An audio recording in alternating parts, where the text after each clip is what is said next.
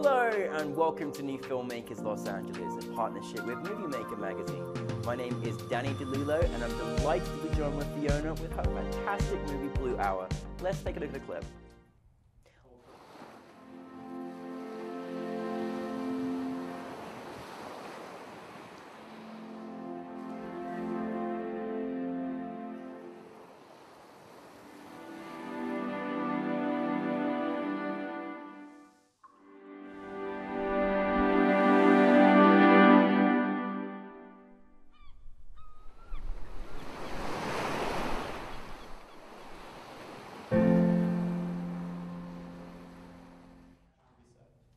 Fiona, thank you for joining us. Thank you for bringing Blue Hour to New Filmmakers. Welcome to the filmmaking family.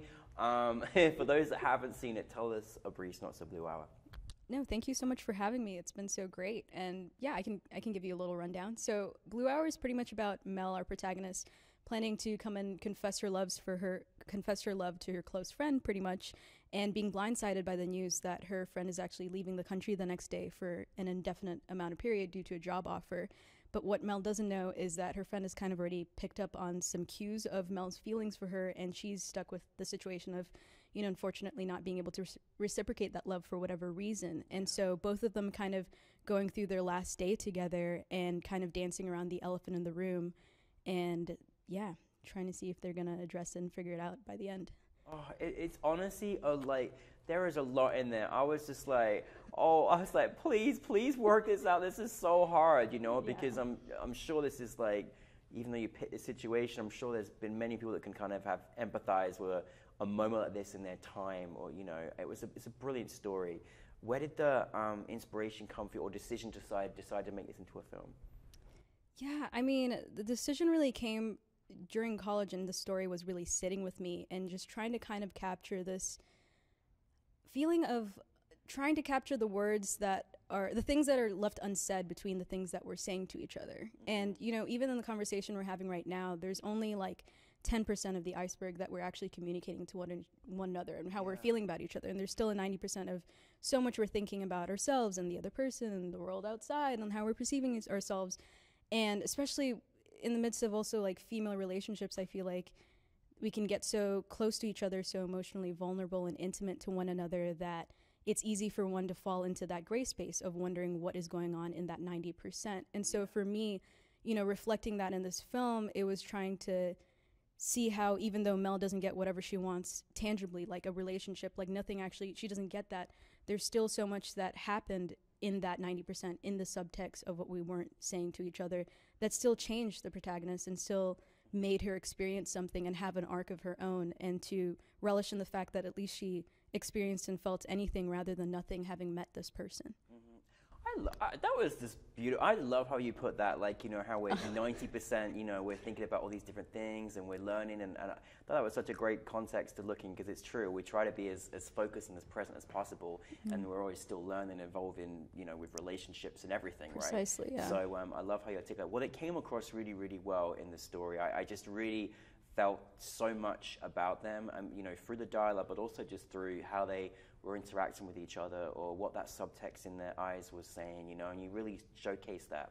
How did you, because you said about, we were talking earlier, and so this is like 4 months of a quite an intense experience for you. Yeah. How is it bringing your cast together, and then for you as a director working on something like this as well, with the stakes being high? Oh my gosh, that is a big question.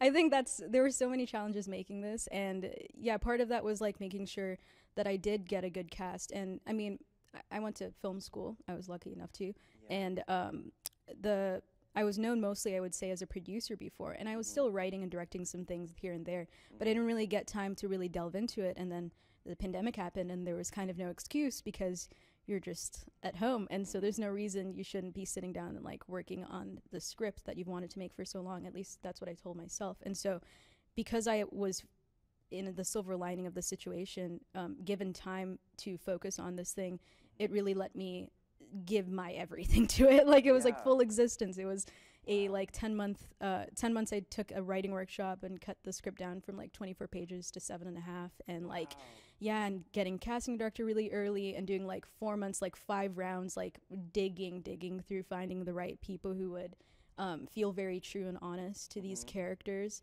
and just taking that same ethos into every single fiber and piece of the entire film. I love that. Yeah. Fiona, you really did the work. I mean, my Yeah. goodness, you know, and I think it's important to do the work, because Thank that's you. the result that you get is a great movie, right? So that's amazing. Well, in all those kind of discoveries that you had, like, what surprised you most? Like, you obviously have an idea when you're making something. What kind of surprised you most, even during the making or even like after it? Yeah, I think two things were the most surprising. One was, as a director, realizing it is really hard to communicate a vision, like from paper to a visual thing. That is, I was like, wow, I've been around this for so long. It's really hard though to do. Yeah. Like, you know, after not having done it for a while, because, you know, during the bulk of the actual pandemic, doing pre-production, it was like we weren't actually on set, and then you're doing all of this prep work, and then you actually get there, and it's like, wow, it's a lot of work in that like little time frame. Another thing that was challenging, that was also the biggest benefit for me, was really just embracing the collaboration experience. And like, when my actors would ask me questions of like, you know, it doesn't really make sense for them to do this here, and then they did that there, and I was like, you're right. And even the production designer picking up and noticing on like, oh, prop and props, like this needs to go here or there, and the DP, like, that was the most challenging but rewarding aspect of the entire thing, because it was luckily a set that people felt comfortable to speak up and say their opinions and thoughts,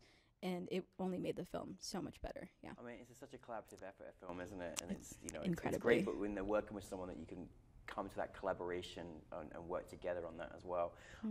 I just thought that I thought this was, you know, these characters, what they were, you know, going through, and also that decision of like the decision that could change the rest of your life or move you into different direction, and you know, and I'm sure, I mean, I watched it from even just my own perspective and was like, wow, I was like, this is very significant to this time in my life when I did this. Like, what did you want your audience to take from your film?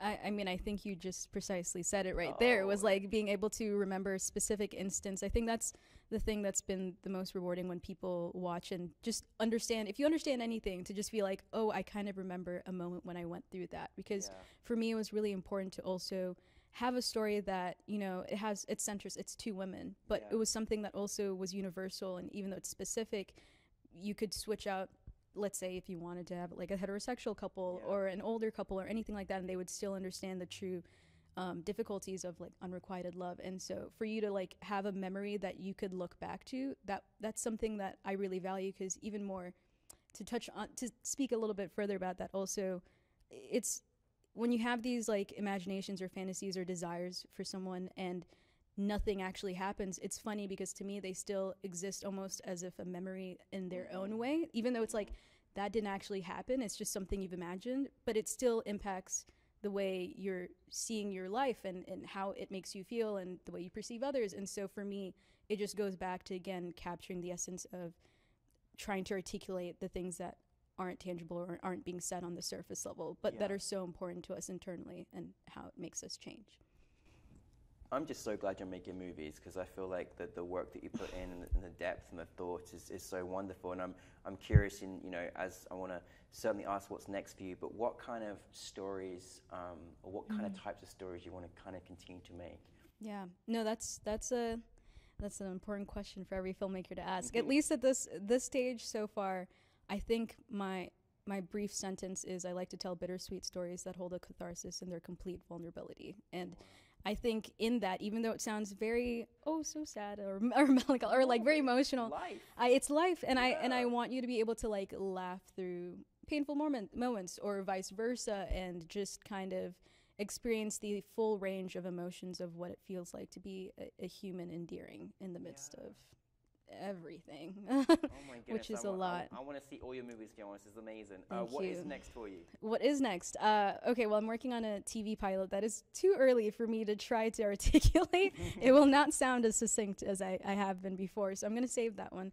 But I'm also working on a feature, and to give a little bit of a loose idea of, I guess, thematics at least, it's about womanhood. And, you know, kind of to me, the journey of just being a woman and existing and living, not only in this day and age, although it's very, very topical right now with what's been going on, you know, politically, and there's just so much happening in the world, but seeing especially a girl grow into a woman and the almost feeling of like survival and like just built-in conflict that you have to deal with, and how courageous it almost is after having dealt with so much in your lives from a young age to then choose to accept and love, especially to be more specific, a man, you know.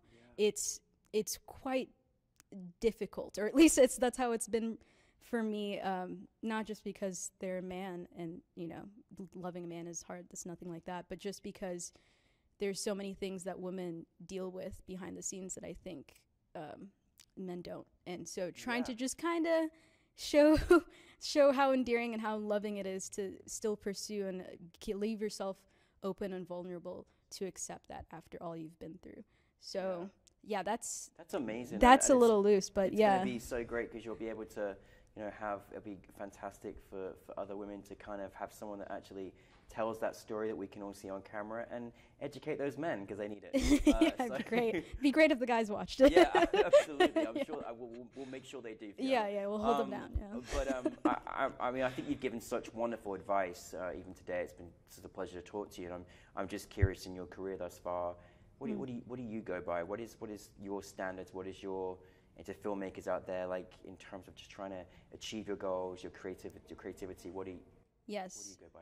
Yes, I stated this yesterday, so if I'm being redundant, no worries. The whole audience to share. Okay, great. Well, I made this, you know, description, but for me, the biggest thing I learned from making this film was like my taste and the things I love and the films that I can reference and the shows I want to have worked or wish I'd worked on and whatnot. And then, you know, being a new filmmaker and where your abilities are and your experience and your skill set and not being discouraged. And this is something I have to tell myself near every day to just like even get myself back into like making things, but just knowing that it's like that difference is you consistently growing as a filmmaker is closing that gap with every small thing that you do, every interaction, every conversation we're having right now. This is impacting and helping me grow. And you never want that to plateau because then it means you're not growing anymore, but you also want it to consistently be rising. And as long as you're working towards the thing in any capacity, working on a friend's film set, anything like that, reading an article, you're closing the gap. And I think that's something that makes it feel a little bit more like you have some control in the midst of this crazy dream of wanting to make movies, you know. Well, it's a rare thing we say, but thank you for your TED Talk. That was beautiful. That was, really, I think I'm so glad that you're in this industry. I'm so glad we have your mind and just, you know, to delve into filmmaking. We're very lucky. So just thank you for bringing Blue Hour to us. And we can't wait for more of your movies, Fiona. So thank you very much. Thank you very much. I love NewFilmmakers LA. So thank you for having me. We love you too. Welcome. Okay, great. Thank you so much.